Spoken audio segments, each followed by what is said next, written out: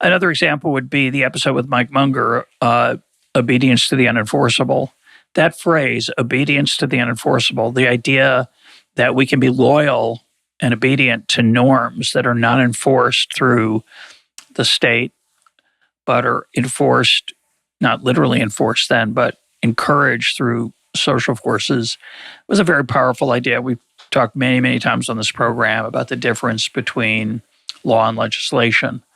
Legislation being things that the legislature passes, and law being things that, even though that word law is used sometimes for legislation, it's better, according to Hayek, likes to reserve it for norms and expectations of behavior that emerge rather than those that are passed by a top-down form like a legislature.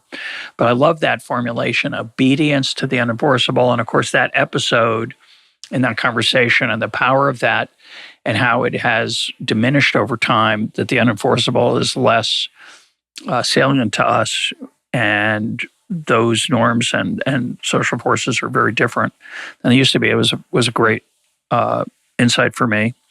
And finally, I'd point to Haviv Reda Gur's episode where he talked about most Israelis, more than half of the people who live in the country of Israel right now, were essentially refugees, either from the aftermath of the Holocaust or were thrown out of Middle Eastern countries, Arab countries where they had lived for a long time. And that this reality that most of the people who live here in Israel do not have any place to go home to is an important reality that, according to Haviv, whether he's right or not, is not the main thing. But he argues that the Palestinian narrative and their strategy is often predicated on creating an unpleasant enough environment here in Israel that people would give up and leave, when in fact we have nowhere to turn to. I have two passports. I have an American passport and an Israeli one, but most Israelis do not.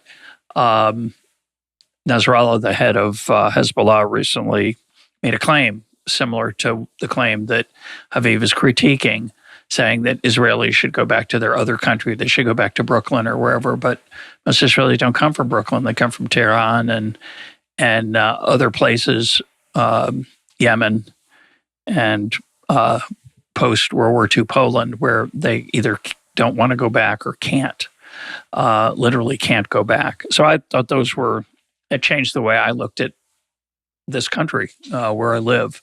So those are the ones that are most precious to me.